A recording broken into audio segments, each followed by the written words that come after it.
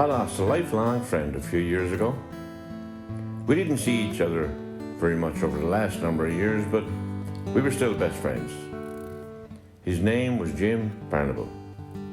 We called him Dick, or Dicker, sometimes Bub, or Bubber. So you can imagine he wasn't a hard fella to write a story about. We grew up on the old road in Sunny Hill in Froyland. Ron Hines on one end, Dick on the other, and myself and Wilf Kern in the middle. Now Ron went on to be known as the man of 1,000 songs, and Dick got the reputation for being the man of 1,000 schemes. He was a smooth talker, a charmer, the old fellas would call him, but he had such a positive outlook on life. You couldn't help but get caught up in some of the schemes, no matter how crazy.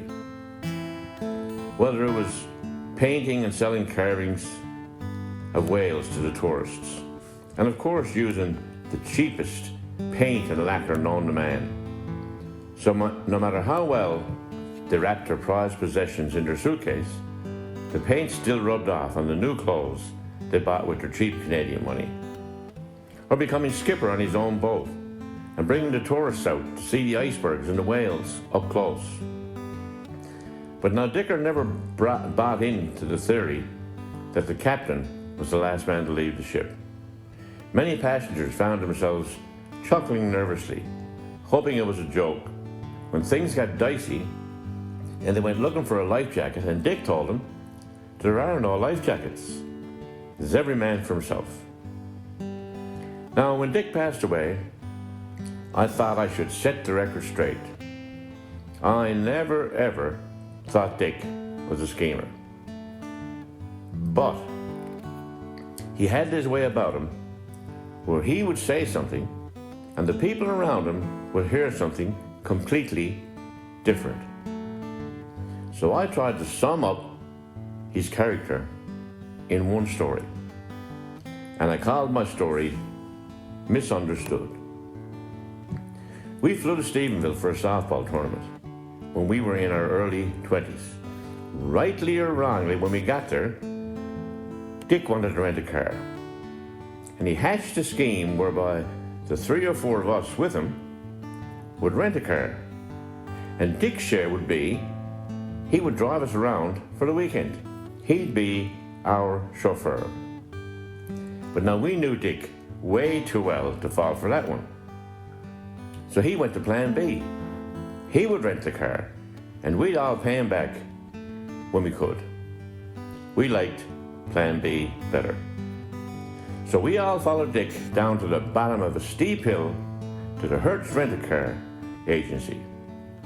And Dick walks right up to the counter and says to the guy, "I need a car for the weekend." Now the gentleman behind the counter hears Dick saying, "I would like to rent a vehicle from your establishment under your terms and conditions, and I'll return that vehicle to you on Sunday in good condition, fully fueled, and I will pay the full amount of your rental invoice." But to be fair to Dick, what he had said to the guy was, "I need a car for the weekend." So you can see where there might be some room for confusion on Sunday evening. The rental agent took one look at all of us standing there with Dick, and he says, "No. What you need, Mr. Barnable, is the biggest vehicle we have in our fleet." And Dick says, "Perfect." The guy goes in behind the building and drives around in the biggest black boat of a car you've ever seen. And he hands over the keys. Dick takes one look at this monstrosity and he says to the guy, "I'll never put gas in that thing." Now what the gentleman heard was, "That's a really large vehicle, perhaps not very fuel efficient, and it's going to cost me a lot of money to fill it up on Sunday when I return it." But what Dick had told the guy outright was, "I'll never put gas in that thing." So the guy was getting stunder the more he talked to Dick. Now we drove that car all around Stephenville, and went everywhere you could go with a car, and probably a few places where you shouldn't. And Dick was the big shot all weekend, driving around in the big black car, getting all the women and generally showing off. On the way back to drop off the car Sunday evening, Dick was on a high. Mission accomplished. And then one of the boys spoke up from the back seat and he says, "Don't forget, Dick, you have to fill this one up before you bring it back." Took Dick right off his high. We were at the top of the hill above the rental place. He pulled right into the gas tank and jumped out of the car, and he says to us, "You all have to give me money." And we rooted around in our pockets and we came up with $8.75, and we gave it to Dick. He took the money and went into the store, and he came out with his arms full of his favorite snacks, chocolate half moons and chocolate milk. You see, we had heard Dick say, "Let's pool our money together and I'll fuel up the car before we drop it off." But Dick had said, "You fellas all have to give me money." So even his buddies were subject to confusion. So we're all standing there with our hands in our pockets, waiting for money or gas to fall out of the sky, when Dick spots the answer to all of our problems. Over on the end of the building, sticking out like a sore thumb, is a water hose.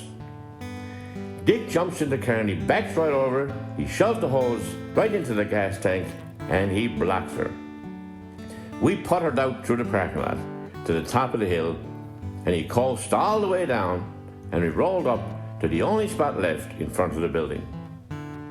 The agent comes running out and he says, "Welcome back, Mr. Barnable. How did our vehicle perform for you this evening?" And Dick says, "But to tell you the truth, she hasn't been running that well since I filled her up." And the agent says, and this is the stuff you can't make up, the agent says, you may have some water in the gas."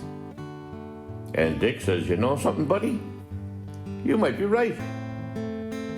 The agent filled out the invoice and he hands it to Dick, and he says, "Mr. Barnable, thank you very much for your business." And he stands there with his hand out, waiting for Dick to give him his check. Now, he has no way in the world of knowing that he's not the first fella to find himself in that situation. And Dick reaches out and grabs the guy's hand and says, "No, thank you for the loan of your vehicle." And by the look on that rental clerk's face, there was no way in the world that what Dick had just said was misunderstood. Godspeed, Dick.